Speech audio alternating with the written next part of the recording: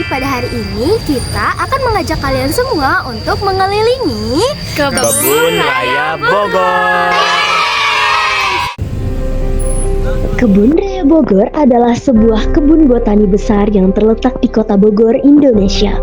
Kebun ini dioperasikan oleh Badan Riset dan Inovasi Nasional atau disingkat dengan BRIN. Kebun ini terletak di pusat Kota Bogor dan bersebelahan dengan Kompleks Istana Kepresidenan Istana Bogor. Luasnya mencapai 87 hektar dan memiliki 15.000 jenis koleksi pohon dan tumbuhan. Letak geografis Bogor yang mengalami hujan hampir setiap hari, bahkan di musim kemarau, menjadikan kebun ini sebagai lokasi yang menguntungkan untuk budidaya tanaman tropis. Kebun Raya Bogor didirikan pada tahun 1817 oleh pemerintah Hindia Belanda.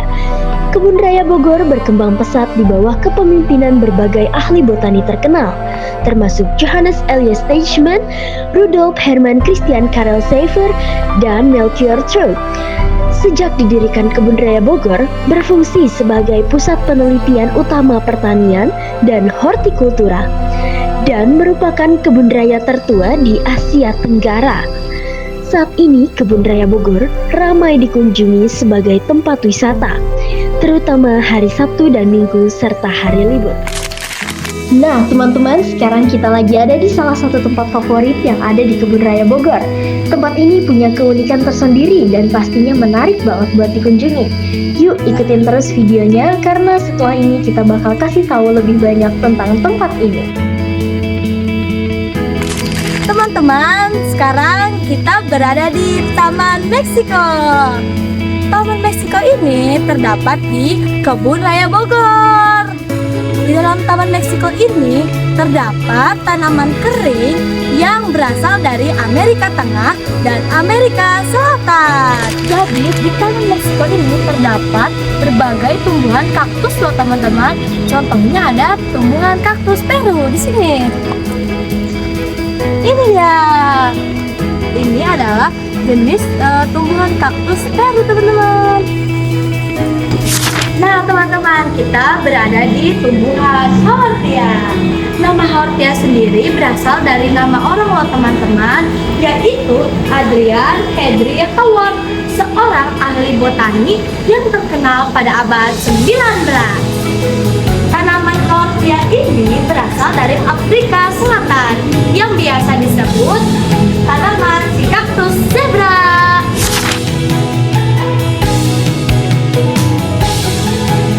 Nah, teman-teman, selanjutnya kita berada di Taman Akuatik Kebun Raya Bogor. Di sini terdapat berbagai jenis tanaman air, mulai dari teratai, lotus, sampai tanaman langka lainnya. Suasananya sejuk dan menenangkan, cocok banget buat tempat bersantai sambil menikmati keindahan alam.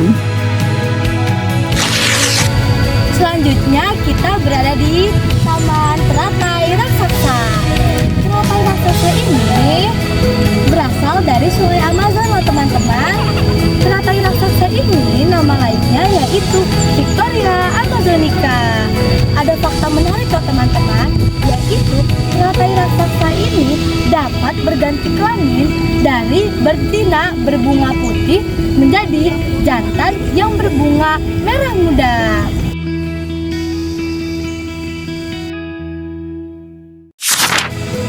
Selanjutnya, kami berada di tempat terdapatnya tumbuhan bunga kuku macan atau dalam bahasa latinnya adalah Mucuna novoguinensis atau dapat disebut juga dengan bunga api. Bunga ini sendiri berasal dari New Guinea.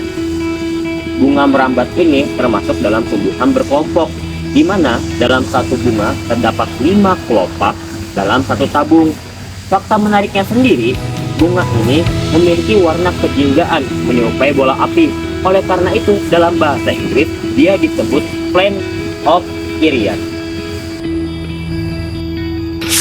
Selanjutnya, di sini saya berada di Taman Sejarah Kasan. Taman Sejarah Kasan dibangun pada tanggal 18 Mei 1988. Taman ini dibangun sebagai bentuk penghargaan terhadap Sujana Kasan, yaitu salah satu kurator Kebun Raya Bogor Indonesia pada tahun 1949 hingga 1959. Dan yang kemudian menjadi warga Indonesia pertama yang menjabat sebagai Direktur Kebun Raya Bogor pada tahun 1959 hingga 1969. Nah, di Taman Sejarah Kasan ini tidak hanya terdapat patung sejarah Kasan, tetapi terdapat ornamen yang menjadi relief besar membentuk lambang negara Republik Indonesia, yaitu Garuda Pancasila. Sehingga Taman Sejarah Kasan ini bisa disebut sebagai Taman Bhinneka.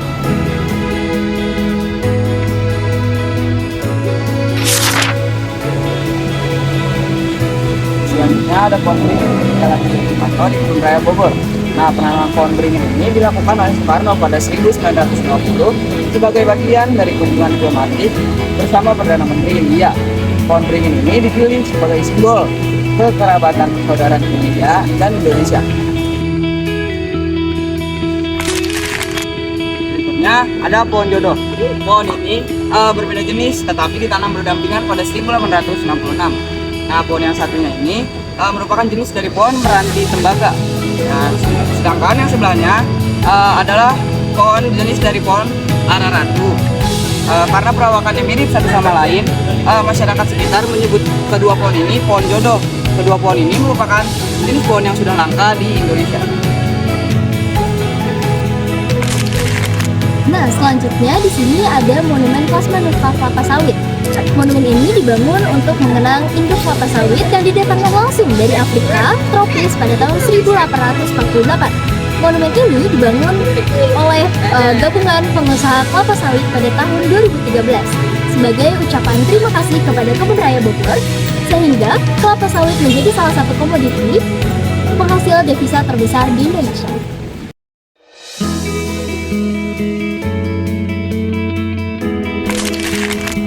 Selanjutnya, tempat terakhir yang akan kami kunjungi di Kebun Raya Bogor adalah koleksi paku-pakuan di belakang saya. Di dunia sendiri terdapat 13.000 jenis paku-pakuan. 1.250 jenis diantaranya, yaitu di kawasan Malaysia, terdapat di sebagian kepulauan besar di Indonesia. Paku-pakuan sendiri itu seperti tumbuhan pada umumnya, terdapat akar, batang, dan daun. Untuk daun paku-pakuan sendiri, ada yang tunggal, jamak, ataupun bersirip ganda. Tumbuhan paku-pakuan sendiri itu dapat kita jumpai di tepian pantai sampai ke pegunungan. Bahkan ada yang dapat kita jumpai di sawah juga, seperti jenis azolla. Nah, segitu saja yang dapat kami perlihatkan ke kalian semua di Kebun Raya Bogor. Terima kasih sudah menonton video ini hingga akhir. Wassalamualaikum warahmatullahi wabarakatuh. Dan akhirnya Bogor bukan hanya tentang kota hujan, tetapi dari kota hujan itu kita belajar. Ada yang datang hanya sebentar, lalu pergi tanpa kabar. Sama seperti orang-orang yang pernah singgah dalam hidup kita, meninggalkan jejak, tapi tidak pernah benar-benar menghilang. Terima kasih sudah ikut perjalanan ini bersama kami. Sampai jumpa di cerita selanjutnya.